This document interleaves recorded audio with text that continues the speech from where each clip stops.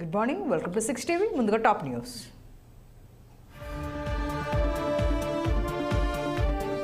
ఇవాళ Medigadda బ్యారేజీని CM Revanth Reddy, party మంత్రులు, ఎమ్మెల్యేలు, ఎమ్మెల్సీలు పరిశీలించనున్నారు. ప్రత్యేకంగా ఏర్పాటు చేసిన బస్సులో నాయకులు మేడిగడ్డకు చేరుకోనున్నారు.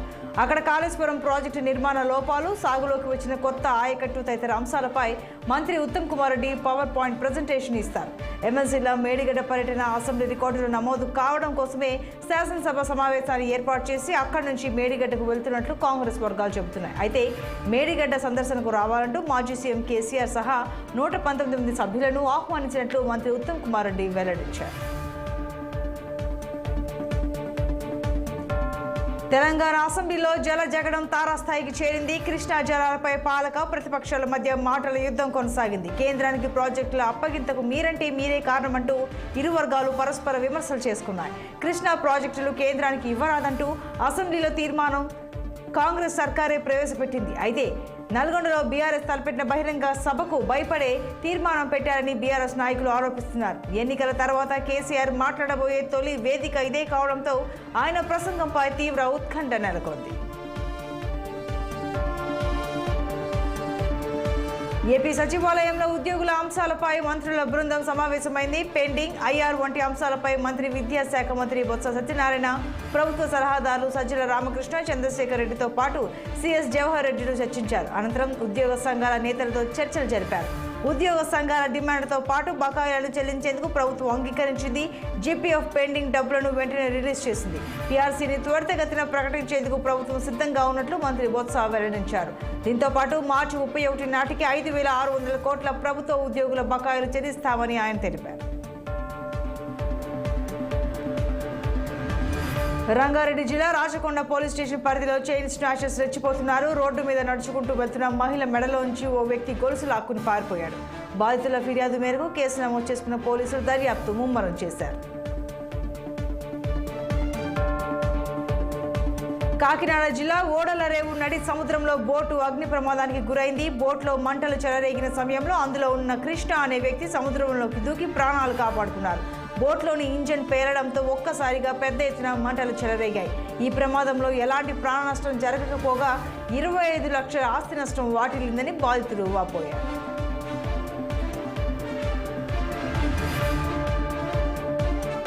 నల్గొండ జిల్లా మాడుగులపల్లి మండలంలో గంజాయి చాక్లెట్లు కలకలం రేపాయి. ఓ ఫాస్ట్ ఫుడ్ సెంటర్లో పనిచేసే ముజం అలీ అనే వ్యక్తి ఒరిస్సాలోని తన ఊరికి వెళ్లి వస్తూ అక్కడి నుంచి గంజాయి చాక్లెట్లను తెచ్చి ఇక్కడ విక్రయించేవాడు.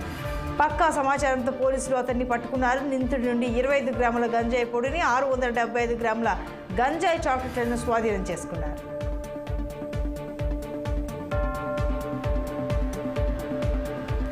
వ్యవసాయ రంగానికి మేలు చేసే నైరుతి రుతుపవనాలు అనుకూలంగా ఉన్నాయని వాతావరణ నిపుణులు అంచనా వేస్తున్నారు. వచ్చే జూన్ నుంచి సెప్టెంబర్ వరకు గతేడాదితో పోలిస్తే ఈ సంవత్సరం మెరుగైన వర్షాలు కురిసే అవకాశాలున్నాయని విశ్లేషకులు వెల్లడించారు.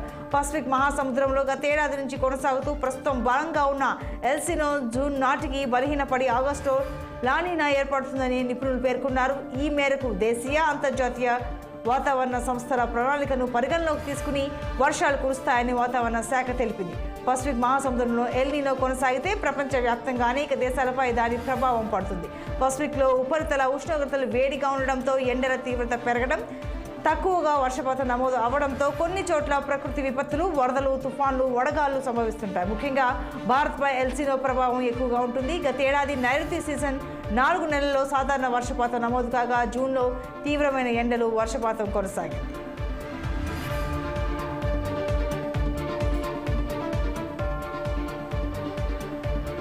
ఇక పాకిస్తాన్లో మళ్ళీ ఆ దేశ సైన్యం చేతిలోకి పాలనా పగ్గాలు వెళ్లబోతున్నాయి. ఇక నుండి కూడా పేరుకు దేశ అధ్యక్షుడు, ప్రధానులు ఉన్నా అంతర్గతంగా సైన్యం ఏది చెబితే అదే జరిగేలా చేసేందుకు మరో కొత్త ప్రభుత్వం కొలువుతీరనుంది.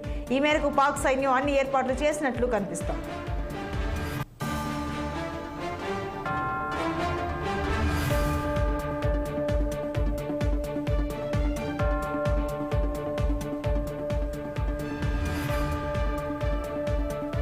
యునైటెడ్ అరబ్ ఎమిరేట్స్లోని అబుదాబిలో తొలి హిందూ దేవాలయం ప్రారంభానికి సిద్ధమైంది. ఈ మేరకు ఈ నెల 14న మోడీ చేతుల మీదుగా ఆవిష్కరణ కానుంది. దీన్ని బోజస్ సస్మాసి అక్షర్ పురుషోత్తం స్వామినారాయణ సంస్థ నిర్మించింది. ఈ ఆలయాన్ని ప్రధాని నరేంద్ర మోడీ ప్రారంభించనున్నారు. యుఏఈలోనే మొట్టమొదటి హిందూ ఆలయం ఇది. హిందూ మత సాంస్కృతిక గొప్పతనానికి ప్రాతినిధ్యం వహించేలా దీన్ని నిర్మించారు. అలాగే అబుదాబి వైవిధ్యమైన వాతావరణం కూడా అందులో కనిపిస్తుంది. యుఏఈలో 2 రోజుల పర్యటనలో భాగంగా ప్రధాని మంగళవారం అబుదాబి వెళ్లనున్నారు.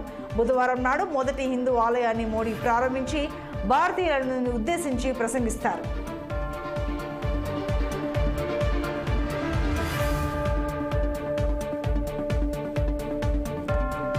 హమాస్ మిలిటెంట్ల టార్గెట్గా ఇజ్రాయెల్ చేస్తున్న దాడుల్లో కీలక పరిణామం చోటు చేసుకుంది. యుద్ధ రంగంలో మొదటిసారి హమాస్ చెరలో ఉన్న 2 బందీలను ఇజ్రాయెల్ సైన్యం రక్షించింది. దక్షిణ గాజాలోని రఫాలో వారిని కాపాడింది. గత 4 నెలలుగా జరుగుతున్న ఈ యుద్ధంలో బందీలను రక్షించడం తొలిసారి. అత్యంత సాయుధుల పర్యవేక్షణలో ఉన్న అపార్ట్మెంట్ 2వ అంతస్తుపై సోమవారం తెల్లవారుజామున ఇజ్రాయెల్ సైన్యం దాడి చేసింది. భారీ కాల్పులు, గగనతల దాడులతో ఆ ప్రాంతమంతా దద్దరిల్లింది. దాడుల్లో పసికందు సహా 67 మంది పాలస్తీనీయులు మృతి చెందినట్లు స్థానిక అధికారులు ప్రకటించారు.